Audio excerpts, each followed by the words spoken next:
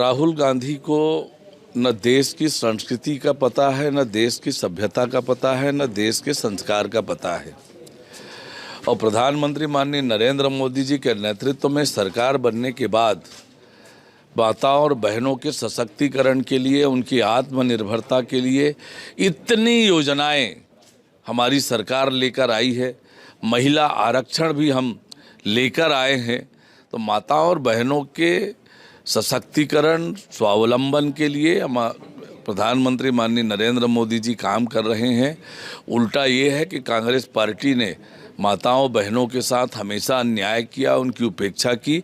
और तो और इनकी पार्टी में माताओं और बहनों का सम्मान नहीं है। बार बार ये घटनाएं घटित हुई है और उदाहरण सामने आया है। तो राहुल गांधी उसकी चिंता करें। देखिए, डर और भय से सत्ता चलाना, सरकार चलाना, ये कांग्रेस पार्टी की आदत रही होगी।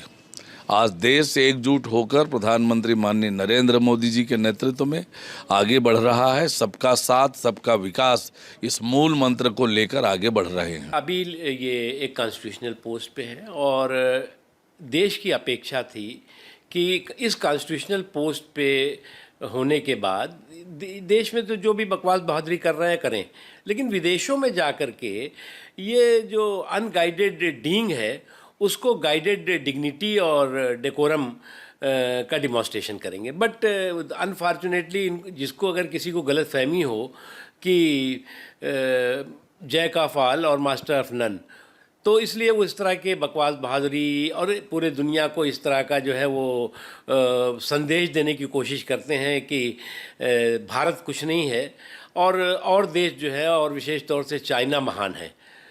तो इसलिए इस तरह का जो उनका एक के बाद एक बयान आता है वो कई तरह के प्रश्न खड़ा करता है। उनकी ज्ञान पर भी प्रश्न खड़ा करता है और उनको जो प्रॉम्प्टर प्रोफेसर है उनकी अज्ञानता पर भी सवाल खड़ा करता है। इसलिए मुझे लगता है कि देश की अपेक्षा थी कि ये अनगाइडेड डीइंग के बजाय गाइडेड डिग्निटी का डिमॉन्स्ट्रेशन करते तो ये उनके लिए भी बेहतर होता। लेकिन अब किसी को अगर ये दिमाग में फितूर हो कि उनसे बड़ा कोई ज्ञानी नहीं, तो ये समझ लीजिए कि वो सबसे बड़े अज्ञानी साबित हो रहे हैं। देखो, मुझे क्या लगता है कि जब कोई व्यक्ति डरा हुआ होता है तभी वो दुनिया भर को सर्टिफिकेट देता फिरता है, दुनिया भर को ज्ञान देता फिरता है कि हम किसी से डरते नहीं। एक चीज़। दूसरी चीज़ कि आपको आरएसएस को सर्टिफिकेट देने की आवश्यकता नहीं है। पूरी दुनिया संघ के बारे में जानती है, भारत जानता है। आप भारत में संघ को बदनाम करने का जो आपने बीड़ा उठा रखा है, तो उस अपने नेशनल बीड़े को आप इंटरनेशनल रूप क्यों देने में लगे हो? राहुल गांधी जी विश्व के सबसे बड़े लोकतंत्र के नेता प्रतिपक्ष हैं और जब वो विदेश जाते हैं तो उन पर एक गंभीर रूप से एक अपेक्षा होती है कि देश की छवि पर कोई चीज़ कहें तो या किसी विषय पे बोलें तो उसको पूर्णता से बोलना चाहिए। चीन की तो हमेशा तारीफ कर देते हैं वो, लेकिन चीन के साथ जो चिंताएं हैं भारत और चीन के बीच में, उस पर तो आज तक बोले नहीं। विदेश में जाएंगे, भारत के लोकतंत्र पे प्रश्न उठा लेंगे।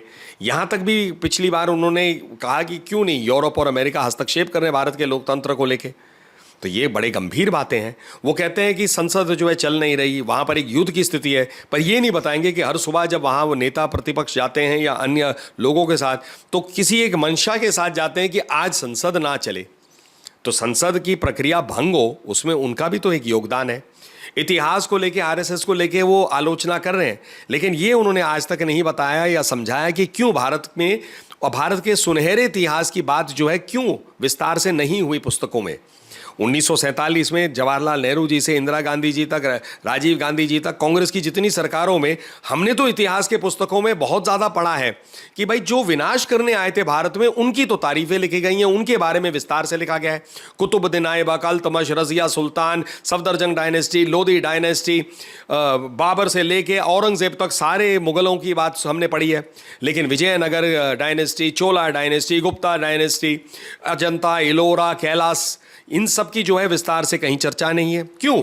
तो ये सुनहरी बातें आज निकले, बच्चों तक पहुंचे, देश में इसकी जानकारी हो, इसमें कोई बुराई है क्या?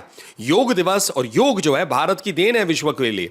150 से ज़्यादा देश जो है योग दिवस को हर साल मनाते हैं। राहुल गांधी जी तो उसकी तारीफ करते हुए दिखते नहीं है, वहाँ पर भाग लेते हुए भी नहीं दिखते।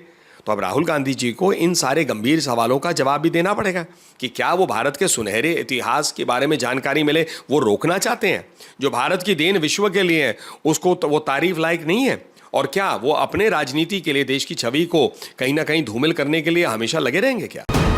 वीके न्यूज, राष्ट्र के नाम।